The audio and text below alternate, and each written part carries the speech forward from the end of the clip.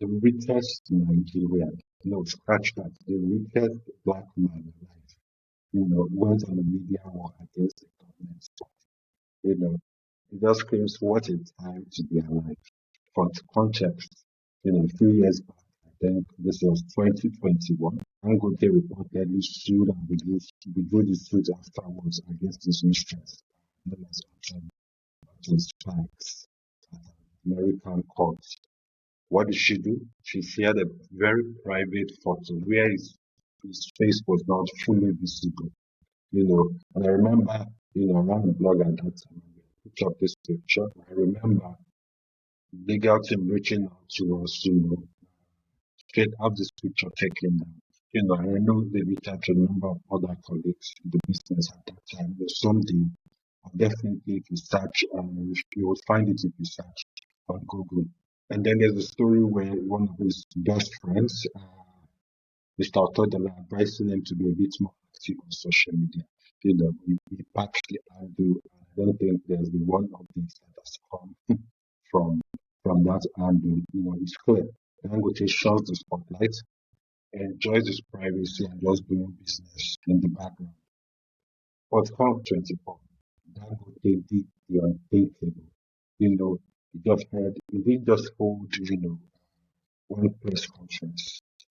Most shockingly, he had several and then gave interviews, that revealed a side to the public that the public had never seen. Yes, yes, yes. Mr. Aliko Dangote went on a media war against the oil company. Most shockingly, the NNPC and the NNDPRA. In the case, in case you missed it, so yes, the richest man in Nigeria fought for the Africa's, biggest refinery. Dangote Refinery was hailed as the nation's pride. Dangote raised about $20 billion to build the seventh largest refinery in the world, and it is right here in Nigeria. Former President Buhari, even commissioned before he left the office. The refinery took about 7 years to make, finally came online, got operational in July, and had an installed capacity of 65,000 barrels per day. But currently, at that December was producing a vision for and diesel, and the quoted rate was 350,000 barrels per day, which was said to be enough to meet all of Nigeria's daily demands. Still have surplus, for exports to make some revenue from exports. But before it came online, before September, Dangote did the unthinkable. He went in the media to price fire the richest black man in the world, outside the South African billionaire, John Rupert, who overtook him this year. He confirmed the existence of an oil company. We've known this, but from this to come from the richest black man, it's different. In his words, oil companies are worse than drug dealers. Because drug dealers, who you are fighting, but with oil, that's not the case. Before we dive into why they went into media with NNPC and all, let's look at the timeline of the Tango.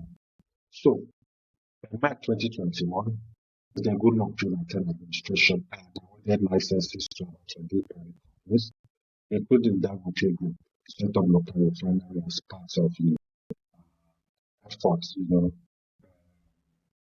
for the petroleum industry, which had been profiting immensely from the importation of refined oil products. Nigeria is a member of OPEC, yet the growth in the domestic industry has prevented us from meeting the OPEC production quota.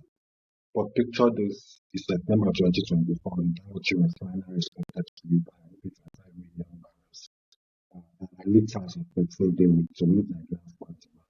That's a plot twist. In 3 days, the refinery managed to supply about 10.3 million, short 25 million. Actually, the shortfall is quite staggering, nearly by 65 billion liters. But let's rewind a bit more for context. Of September 25, the refinery loaded, just over, 2.48 million liters. The next day improved slightly, but still far below the expectation. and then a total of 3.5 million return, according to records shared, Premium Times, as reporters. By September 17, the refinery increased its output to 4.5 liters. Still was, didn't meet, not enough to meet the promised quota. You know, in a twist, when the chief branding officer, Dangote, was asked why, he said he insisted they loaded about 111 million in 3 days. The first weekend, when petroleum began to be lifted from the refinery. But here, here's where it gets interesting. The chief branding officer at Dangote then attributed the slow loading of to NNPC, claiming that they didn't send enough trucks. He mentioned that why they spent 300 trucks, only 67 arrived. So it's basically been a game of musical chairs and nobody's sitting down. And the hypocrisy and unnecessary controversy surrounding the refinery has not solved communications. There's some powerful interests behind the continuing potential of refinery. If Nigeria will really can be supplied, they are basically out to frustrate the African richest man. And others like the who are trying to seek that leaky pipe of corruption that is doing Nigeria scarce foreign exchange revenue. One time, President Obasanjo will be this. You know, from the very start, NNPC got into an agreement to provide the refinery to crude for the arrangement British flag. The refinery claimed that NNPC had been complacent in enforcing the domestic crude supply obligation that was under the Petroleum Industry Act of 2021. NNPC has supplied only 33%, you know, as agreed, this has caused a bit of operational disruption with Dangote Refinery.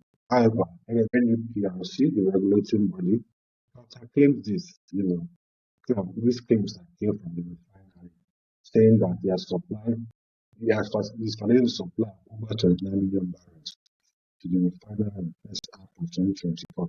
We now have that found out. But since the beginning of the operation of the general, Dangote has struggled to secure adequate food supplies in Nigeria. We even resorted to importing food from Brazil at some point, United States, and then there was position in the news, that it was also going to get food from Libya. And then the US company supposedly sold 2 million barrels to the refinery at about the end of February. Then NNPDI, the head of that agency, struck back to counter Dangote, accusing the refinery and Poland local refineries of high sulfur content in their petroleum, which it says was about 650 parts per million.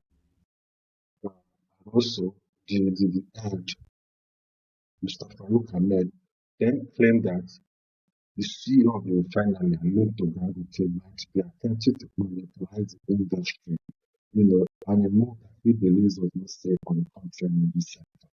Dangote's presidents where some of these claims, coming from. But that was the truth that Dangote abandoned all his mystery and took the president's to the line. In response, Dangote went on to challenge the authority to visit this plant again, examine the quality, and compare it to competitors as the best plant in Nigeria. Furthermore, the businessman altered his plans to invest in the Nigerian steel industry out of anger over claims of monopoly. Basically, to just avoid the accusations being a monopoly. Dangote became his company's spokesperson. He then went on to accuse the international outlets of sabotage over food supply, alleging that there's a conspiracy to not have this refinery work. First, that was, first for them was the inexplicable decision to deny the refinery crude oil, forcing it to resort to import. The allegation that the petrol from the refinery was not of good quality. The refiner cost them $20 billion. You can understand why the richest black man, Dangote, would will be provoked enough to take on speaking for themselves. But well, since the refinery began operations in January, is not able to get crude oil as mentioned, as found other resourceful ways to do it. That didn't come with a backlash, and then there were, conversations around, a deliberate campaign, you know, conversations around Dangote frustration, that there was a deliberate campaign by the detractors, to drive the narrative in a way that the refinery was even selling crude oil. Dangote left, the chief brand and control officer to deal with, when there was, a blatant rejection of those claims. Basically just mentioned that definitely, the carbon a defense and attack campaign against you. That was not only back and forth. There was quite a number when they moved on to say, okay, let's get this for the refinery. We take an issue of uh, pricing. After much debate, the NNPC under President Tinubu's directive agreed to begin the sale of the crude oil Dangote. This will start in October 1st, 2022. It's also reported that the NNPC is now buying PMS from the refinery in Nigeria through marketers, even though both sides initially agree on the price. NNPC stated that it has started buying the oil from Dangote US dollars on Friday. The Nigerian Presidential Committee announced that the embassy will distribute gas supply from the Dangote Refinery to local market, and basically that, again, shows some talking to the presidency stepping into to lighten the situation. However, from October, NNPC will supply 358,000 barrels of crude oil per day to the refinery to be paid for in Dangote, which will turn sell the refined oil in local currency, in the expectation that all of this would make the cost of fuel a bit cheaper. Sadly, has not been the case. I think the week after NNPC started listening for Dangote Refinery, the NNPC said that increased gasoline price, from 828 naira to 950 naira in Lagos, and went as high as 1,119 in other states. We stated the price of products 189 naira per liter from the refinery. The refinery came back to deny the claims of selling 898 naira in the refinery. Several other marketers collaborated on the test claim. 111 PLC, Total Energies, AA Rano, other marketers collaborated on the test claim and began lifting petroleum from NNPC Trading Limited at the rate of 765.99 naira per liter. They say some petroleum marketers were able to complete their purchase from the refinery, logistics and amount. At the time of this recording, 10 national and international companies, including Total, AA Rano, and 11 PLC, have started listing for, and from Dangote, I confirmed the bulk price of 950 naira per liter, not from Dangote Refinery. So finally, you're thinking, why is Dangote stepping in to speak of his business and investment? I'd like to share an excerpt of something I wrote while doing some work for Tony Elumelu Foundation, that touches on this. I'll read word for word. Here it goes. In a quiet pulse of today's commerce, the future belongs to those who master their image, crafting a mosaic of perception with deliberate strokes. They are the architects of their narratives, shaping what the world views them with an artist's precision.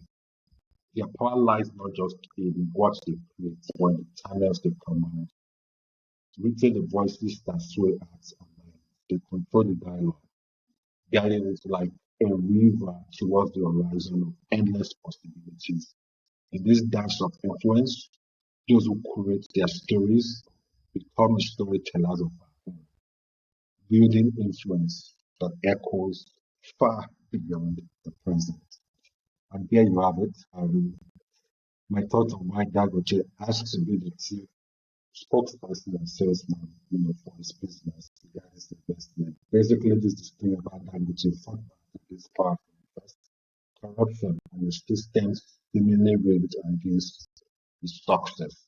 Take the lessons that you will from this episode and remember, if today's episode got you thinking. I'd love to hear your thoughts. Let's keep the conversation going. Hit me up on X, Instagram at Get Me Prepared, as well as TikTok. If you found this episode valuable, don't forget to subscribe and share it with someone who might benefit from it. Remember, a new episode of AMEH every Saturday. See you.